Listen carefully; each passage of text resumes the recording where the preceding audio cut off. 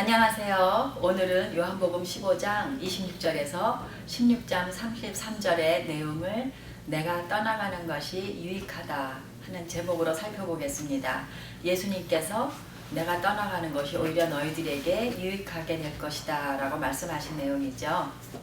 예수님이 사람의 몸을 입고 이 세상에 사셨기 때문에 사람들하고 같이 시간과 장소에 제한이 되어서 계셨습니다. 그러나 예수님이 제자들을 떠나서 이제 아버지께로 돌아가시는 대신에 성령님을 대신해서 보내주시겠다고 약속하셨는데, 하나님의 영이신 성령님은 시간과 장소, 공간 그 어느 것에도 제약을 받지 않으시고 모든 제자들과 함께 하시며 그들이 예수님 안에서 증인의 삶을 살고 또 환난과 어려움 가운데서도 평안을 누리며 승리하도록 도와주시게 될 것이라고 하십니다.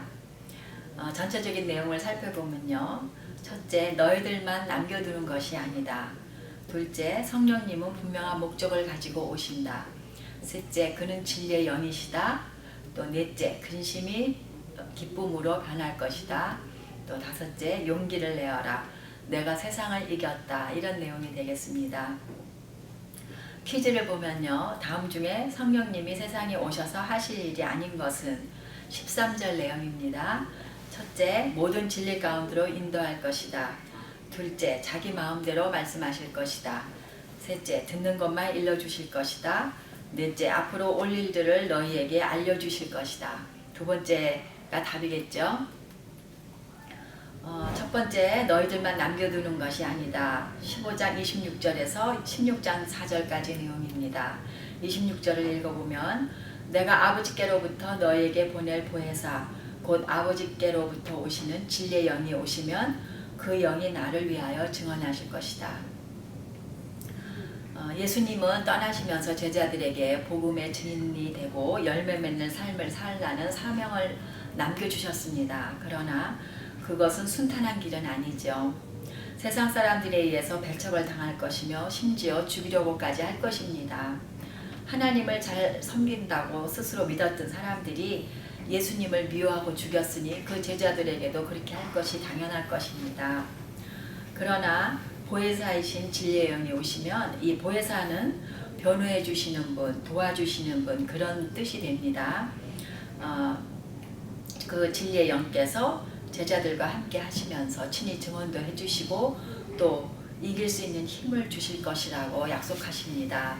히브리서 13장 5절에서도 주님께서는 친히 말씀하시기를 내가 결코 너를 떠나지도 않고 버리지도 않겠다 하셨습니다 했는데, 예수님이 하늘로 돌아가신다고 할지라도 성령님은 믿는 사람들과 항상 함께 하실 거라는 분명한 약속이 있으셨습니다. 두 번째, 성령님은 분명한 목적을 가지고 오셨다. 16장 8절에서 11절까지 내용입니다. 8절은 그가 오시면 죄와 의와 심판에 대하여 세상의 잘못을 깨우치실 것이다. 예수님이 하나님께로 돌아가시면 성령님이 이 세상에 오셔서 예수님을 믿는 각 성도 안에 거하시고 또 예수님의 몸으로 이 세상에 남겨두고 가시는 그 교회 안에 또 거하시면서 그 지체들을 통해서 일을 하실 것입니다. 세상 사람들은 믿는 자들을 잡아다가 재판하고 처벌하려 하겠지만 사실은 예수님을 배척한 세상이 성령님에 의해서 그 죄를 심판받게 될 것입니다.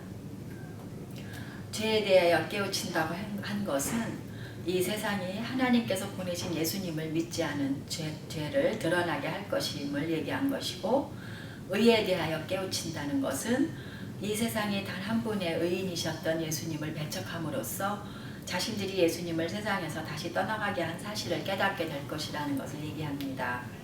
또 심판에 대하여 깨우친다는 것은 사단은 예수님을 죽임으로써 자신의 계획이 이루어진 것이라고 생각했겠지만 사실은 예수님께서 십자가에 돌아가심으로 인해서 예수님을 믿는 사람들이 죄의 권세에서 풀려나는 자유를 얻게 되는 것이므로 궁극적으로는 자신이 패배했다는 것을 알게 될 것이라는 것입니다. 세 번째, 그는 진리의 영이시다.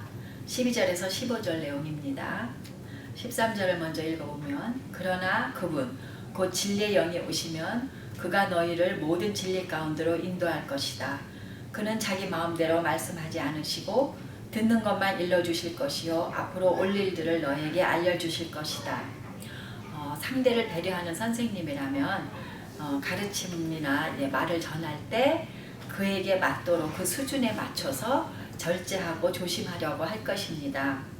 예수님은 할 말씀이 많이 있으셨지만 제자들이 감당할 수 있는 그 한도 내에서만 알려주셨습니다. 그러나 진리의 영이신 성령님이 오시게 되면 그들을 이제 모든 진리 가운데로 인도하여 주실 것인데 그는 자신의 생각이 아니라 듣는 것만 일러주실 것이요 앞으로 올 일들을 알려주시고 인도해 주실 것이라고 했습니다. 성령님이 예수님으로부터 받은 것을 제자들에게 알려줄 것이며 예수님을 영광되게 하실 것이라고 했습니다. 요한복음 14장 26절에도 보면 그러나 보혜사 곧 아버지께서 내 이름으로 보내실 성령께서 너희들에게 모든 것을 가르쳐 주실 것이며 또 내가 너희에게 말한 모든 것을 생각나게 하실 것이다. 요한일서 2장 27절에 보면 여러분으로 말하자면 그가 기름 부어주신 것이 여러분 속에 머물러 있으니 여러분은 아무에게서도 가르침을 받을 필요가 없습니다. 그가 기름 부어주신 것이 여러분에게 모든 것을 가르쳐 줍니다. 그리고 그 가르침은 참이요 거짓이 아닙니다. 여러분은 그 가르침대로 언제나 그리스도 안에 머물러 있으십시오. 진리의 영 성령님의 그 기름 부음이 우리와 함께 있기 때문에 우리를 진리로 인도하신다는 것입니다. 네 번째, 근심이 기쁨으로 변할 것이다. 16절에서 24절 내용입니다.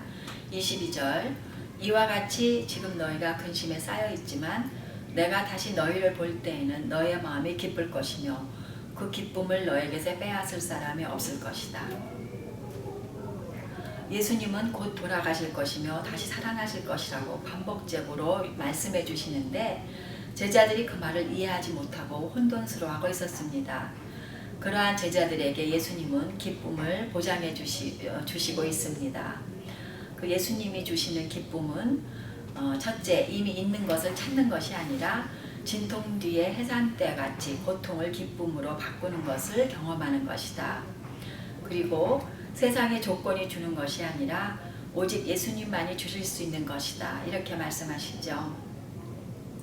세상 사람들이 절망하고 괴로워할 때에도 예수님 때문에 기쁨으로 받아들이는 사람들이 된다는 것, 이것은 세상이 알 수 없는 놀라운 변화입니다. 무엇이든지 예수님으로 이름으로 구해서 또 아버지께 응답을 받으면서 넘치는 기쁨 가운데 거하라고 도전하십니다. 그리고 언제고 다시 예수님이 이 세상에 오시고 아니면은 또 우리가 천국에 가서 예수님을 만날 때 그 놀라운 기쁨은 우리가 상상할 수도 없을 것입니다. 신명기 23장 5절에 보면 그러나 주 당신들의 하나님이 당신들을 사랑하기 때문에 주님께서 발람의 말을 듣지 않으시고 오히려 그 저주를 복으로 바꾸셨습니다. 이같이 하나님은 저주를 복으로 절망을 소망으로 바꾸실 수 있는 분입니다. 우리가 이 소망 안에서 늘 기뻐할 수 있겠죠. 마지막으로 용기를 내어라. 내가 세상을 이겼다. 25절에서 31절 내용입니다. 33절에 보면 내가 이것을 너에게 말한 것은 너희가 내 안에서 평화를 얻게 하려는 것이다. 너희는 세상에서 환난을 당할 것이다. 그러나 용기를 내어라. 내가 세상을 이겼다. 예수님은 세상에 계셨기 때문에 제자들에게 말씀하실 때 이런저런 비유로 얘기해 주셨었습니다. 그러나 예수님이 떠나가시면 성령님이 그들에게 오셔서 아버지에 대하여 분명히 알려주시고 또 제자들은 아버지께 직접 기도로 구하게 될 것입니다. 제자들은 예수님의 말씀을 이해하는 것 같으나 예수님은 그들이 예수님을 버리고 두려움과 슬픔 가운데 다 흩어져 버릴 때가 올 것을 아셨습니다. 그러나 예수님은 그들을 정죄하고 고발하는 사단에 대해서 자신의 몸을 죗값으로 치르시고 승리를 선포하실 것이었습니다. 제자들에게도 환난 가운데 평화를 얻게 될 것을 약속해 주십니다. 학습 문제는 예수님은 왜 모든 것을 처음부터 제자들에게 이야기하지 않으셨나 4절에 답이 있습니다. 그동안에는 예수님이 제자들과 함께 계셨기 때문에. 마지막으로 우리는 어떻게 할 것인가? 믿는 사람들이 개인적인 성령 체험으로 자신을 높이려고 하고 다른 모든 그리스도인들에게도 해당된다는 교리적인 진리로 만들기를 원하려고 할 때 이것이 논쟁이 일어나곤 합니다. 그러나 예수님의 말씀에 따라서 초림과 재림 사이에 성령님의 사역에서 예수님께서 우리에게 말씀해 주셨던 것을 분명하게 이해하는 것이 중요합니다. 성령님은 분명한 목표를 가지고 이 세상에 오셨고 자기 자신에게 주의를 집중시키시는 것이 아니라 예수님의 영광을 나타내시는 분이라는 것을 저희들이 배웠습니다. 또한 우리 안에 성령님께서 충만히 거하시는 증거는 항상 우리가 예수님을 증거하고 높이는 데 힘쓰려고 한다는 것과 또 예수님의 교회를 세우기 위해서 말씀에 순종하고 힘써 봉사하고 고난을 이겨내며 남을 위해 희생한다는 것입니다. 잘못된 목적이나 방법으로 성령님의 충만을 구하지는 않았었는지를 돌이켜보고 성경 말씀의 기준을 따라서 우리가 성령 충만함을 구해야 되겠습니다. 고린도전서 12장 7절 각 사람에게 성령을 나타내 주시는 것은 공동의 유익을 위한 것입니다. 갈라디아서 3장 14절 그것은 아브라함에게 내리신 복을 그리스도 예수 안에서 이방 사람에게 미치게 하시고 우리로 하여금 믿음으로 말미암아 약속하신 성령을 받게 하시려는 것입니다. 요한일서 3장 24절 그리스도의 계명을 지키는 사람들은 그리스도 안에 있고 그리스도께서도 그 사람 안에 계십니다.